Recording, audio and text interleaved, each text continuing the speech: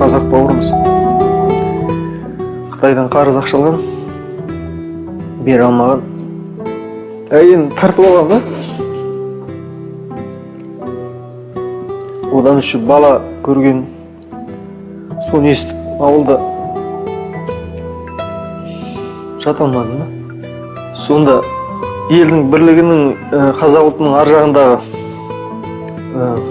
бір мүмкін ата бабаларымыз батыр болған шығар, ұйымшыл болған шығар. Мен тап бүгін қазіргі қазақтарға үйтіп бағаламаймын да. Үйтіп ол жерде қор болғанша оны естігенше көрмеген жақсы да. Көрмей қойық, естімей қойық. Адам өзімізді үстіп құтқарайық да. Өйткені бұрынғы заман емес, қолға найза алып, қылыш алып қарсы шығатын. Мына жақта өзіміздің есік ашық тұр. Елің барда, есің барда, елің тап. Мен өзім артынан сондай ойға келдім де. Маған кететін кезде үлкен біздің қазақты ел басқарып жүрген ағаларымыз алдыма келіп өтініш білдірді. Кететінімді сезді де. Қанат олай істеме деді. 2012 сен Қытай алақанына сап отыр, бір алтын медаль ал деді. Мен айттым, алтын медаль не дедім де мен үшін. Мен алтын медаль мен алып болғам дедім де. Маған керек емес дедім. Атағы Қытайдың маған берген атағы мүмкін сіздерге керек шығар дедім. Маған керек емес дедім де. Маған керегі бірінші мен өзімді ойлаймын дедім де. Мен өзім жақсы көрген адам, мен өз ұлтымды, өз семьямды жақсы көремін. Өз семьясын, өз ұлтын жақсы көрген адам, өз ұлтын да жақсы көреді деймін.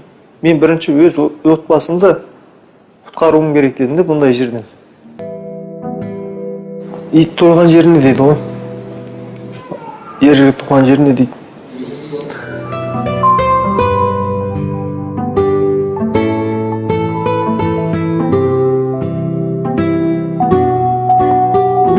Өзім елге келгенде қуанам, жағына жай сондай істерді көріп ашынам да. Өзім ұлтымның сондай әлсіз болып кеткенін, сондай қорқақ екенін, біздің Қытайдағы қазақтардан, олардың бұл жердегі қазақтардың ешқандай өзгеріс жоқ, тең екенін көрдім де. Сол қорқақ қазақ, бұл жерде сол қорқақ қазақ. Білмеймін, неден жасқанатынын білмеймін. Біреу кеуде көтеріп сөйлесе, бұл мынау қайдан келді, кешеге бұлай сөйлеп жатыр деп мүмкін мені де айтады да. Сондайына неге ондай екенін білмеймін де. Неге бір қазақ бүйтіп сөйлесін, бұлай айтсын демейді де. Неге бізде ондай ұлттық, сондай бір-бірімізді неге жек көретінін білмеймін де мен. Неге бір-бірімізді жақсы көрмейтінін түсінбеймін де. Мені шын айтсам спортта жүрмін. Спортта мүмкін нәтиже алармын, алмаспын да. Бірақ өзімнің жеңетін алатынына сенемін да. Бірақ мен ең қызықтыратын өзім қызығамын да, неге екенін білмеймін. Дүниенің әр жеріне барсам қазақтарды іздеп соларды көремін деп. Құлдық өмірде жүргеннен кейін әрбір қазақтың жүрегінде құлдық сана сезім қанына өтіп кеткен екен де. Мүмкін мен батырмыз, біз қонақжаймыз деп айтады ғой әрбір қазақ семьясына барсаңыз. Ол бұрын болған деп айтамын да мен. Ұлтжанды, нағыз ұлтын сүйетін ағаларымыз кезіндегі аталарымыздың басын кескеннен кейін ылғи тексіз бір бойында қазақ қаны жоқ, қазақтың қаны ішетіндер қазақты басқарған ба, бір шаталар қалғандай сезінеді де ма? Жаңағы бейбітшіл көрінген, интернационалист көрінген бауырым орысша жазыпты. Южане это хитрожопые, оңтүстіктегілер алаяқтар, шымкенттерді итіңізден жек көрем деп кәдімгі ашық жазды. Осы сөзді айтып жүрген ағайын, сіздер біліңіздер, ұлттық негізіміздің түбіне балта шауып жатырсыздар. Астананы, Алматыны, Қазығұрттан, Қаратаудан келген қандасынан қызғанасың, Ақтөбені Қытайдан қызғанбайсың, Оралды орыстан қызғанбайсың, Астананы ағылшыннан қызғанбайсың. Ал өзіңнің бауырынан қызғанып не басымызға күн туды? Бұл абай айтқан ережеге де қайшы келеді. Біріңді қазақ, бірің дос көрмесең істің бәрі бос дейді қазақ айтады. Жақсы, жамандадық, аланды мазақтадық. Ол мазақтап отырған сен өзің емес, саған мазақтатып отыр. Сені санаңа сіңірді. 50 жылдардың аяғында арнайы түрде империяның қасындағы отарлаушы институттар арнайы түрде сондай бір саясат жүргізді. ұлттың алауыздығын тудыру үшін бір-бірін айдап салу мақсатында Шымкент феномен дейтін нәрсе, я болмаса Шымкентті басқаларға жек көргізбейтін дүниені арнайы түрде анекдоттар шығарды, басқа шығарды. Осы арқылы қоғамның санасына сіңіріп, сол жасалған саясаттың инерциясы, сол саясаттың жемісі бүгінде тәуелсіздік алған Қазақстанның жастарының бауырларымыздың аузынан шығып жатуы. Бұл ұлттың тұтастығына өте қатерлі дүние екенін біз ешқашан бір сәт естен шығармауымыз керек. Қазақтың барлық тарихы бірігу, бірге болу. Бірге болмаса, жаңағы жаушылық жағдайларда қашан жеңді? Барлығы жиылып жүрді. Бір төбеде барлығы Қазақстанның ана жағынан, мына жағынан жиналып, жаңағы айтайын 300-дің баласы жиналып, әскер құрып, соғысқа шыққан кезде ешбір жау төтеп берген жоқ. Бізді бөліп, жарып жеткен кезде жау келіп алды.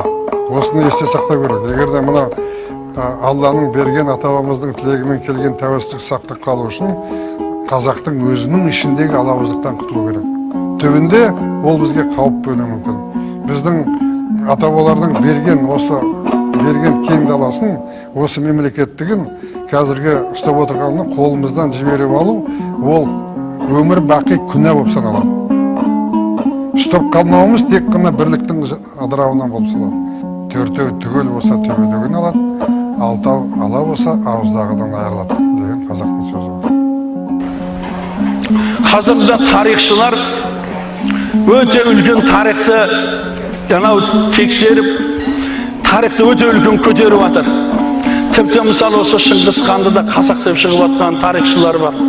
Себебі бұлар бұны кешегі еврейлердің, кешегі осы дін дұшмандарының тірлігі болу керек.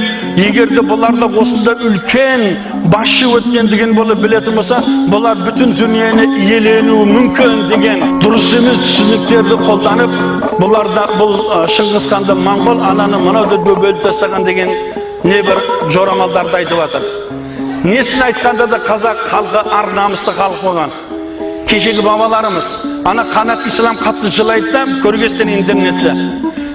Иә дейді, бірақ олар кешегі дерді, кешегі біздің бабаларымыз дейді. Олар ар намысты еді дейді, олар қонақ жайлы еді дейді. Олар шынымен батыр еді дейді, бірақ олар өтіп кеткен екен дейді. Қазақстандағы дейді, біздің қазақтар дейді, Қытайдағы қазақтарға ұқсаған қорқақ екен дейді. Намысы жоқ екен деп, қанат ислам жылағанда мен жылап едім да сонда.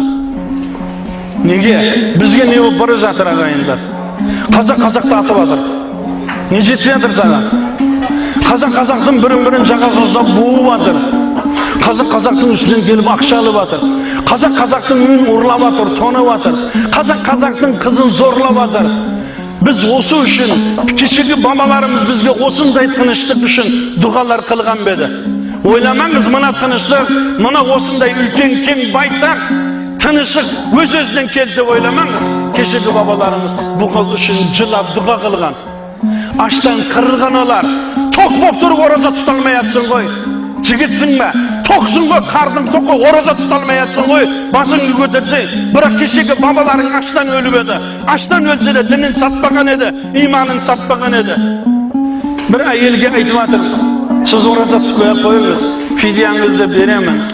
Сіз енді қартайып қалдыңыз ғой десем, жаңағы әйел айтады, жоқ дейді. Қан енді оразамен шөлдеп тұрып, тамағым құрып өлшемеді, арманым жоқ еді дейді. Міне олар кешегілер, олардың әжелері мықты болған, олардың әжелері дәретпен оларды емізген, олардың құсыны болған, олардың иманы болған. 74-ке келген әйел арманын қараң, қаны оразада тамағым құрап өлшемеді дейді. Бізде машинада жүріп, кайфуша қылып жүріп кетсем деп ойлаймыз. Бірақ сол кайфушамен өліп кетсеңші, біреуге азар беріп өліп кетсеңші, біреудің ақысын жеп өліп кетсеңші, біреудің қызының намысына тиіп өліп кетсеңші, біреудің бір тиын ақысын жеп өліп кетсеңші, өлімнен ешкімді құтқара алмайды ағайын. Кім-кімді құтқара алады, айтыңызшы.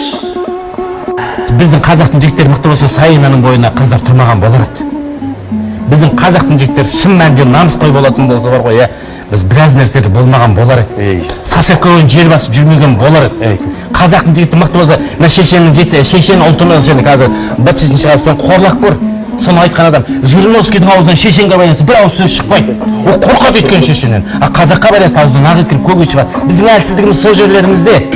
Бірақ енді бұны айту өте қорқынышты, әртүрлі нәрсеге қарай итермелеуі мүмкін бұл сөз үшін. Бірақ менің көкейімді қайнап тұрған нәрсе осындай дүниелер бар. Біздің шынында да жастықтығымыз жоқ емес. Бірақ бір-бірімізге келгенде, қазаққа келгенде, тісіне пышақтай болудың бір себебі бар. Ол құлдық сананың кетпегендігі. Қазақты аямайды. Өкінішке орай. Бірақ қазақтан басқа досы жоқ қой, жанашыры жоқ қой. Қазақ біріңді дос көрмесеңіздің бәрі бос. Абсолютно шынында да бәрі бос. Егер қазақты өзіне абзал тұтпаса, қазақты қандас тұтпаса, жанашыр тұтпаса, ал осы жүректегі махаббат өзі бір нәрсені бастаған қазақ бисмиллахи-рахмани-рахим дегенде аса қамқор ерекше мейірімді Алланың атымен бастаймыз дегенде кімнің жүрегінде қамқорлық болады, кімнің жүрегінде мейірім болады, кімнің жүрегінде махаббат болады, сол құдайшыл болады, сол азамат болады. Сол махаббат сенің елің үшін жаңағы жерде қызмет қылу, жаңағы салып жатқан шараларың секілді абзал сияқты. Сол елге деген махаббат, намыс сені соңғы рингте жаңағы біздің Бахтиярдың Олег Саидовпен нетіп жатқан пул тактикасын бұзып алдыға шығып тұр ғой. Сол ар жағында не бар? Намыс әкетіп бара жатқан, ол потенциал әкетіп бара жатқан. А біздегі намыс деген нәрсені көбінесе басынан сөз осырмау деп түсінеді де ақымақ. Ол намыс емес.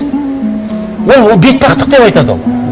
Ал енді сабыр, мысалы үшін жігіттің мықтылығы деген ол табандылықта жатыр. Біздің психологиямызда қате.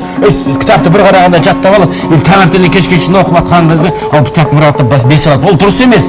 Сен сол кітапты сондай қабілет бересің, онысы және табанды болсаң, сенің ғұлама шығады, сенің мықты шығады. Мысал үшін жаңа Қаныш Сәтпаев жайлы саясат айтып жатыр. Өте дұрыс. Қаныш Сәтпаев 19 жыл Баянауылда сот болып тұрған жерден сот дейтін керемет қызмет қой, бұлардың керемет. Сосын тастарда Томскіде деген геологоразведочный институтқа кетіп қалды. Өйткені қазаққа сот емес, қазаққа геолог керек, инженер керек. Инженерия дамымай, ел болмай, жұрт болмай. Осыны білген Қаныш сондайға өзінің басын тікті. Міне жігіттің төресі. А біз қай жерде атақ, қай жерде жылы жұмсақ, қай жерде көрінетін нәрсе, соған қарай бейімділік. Бұның әр жағында тақылдық сана, кембағал комплекс неполноценность дейді ғой. Ай, бәрекелді.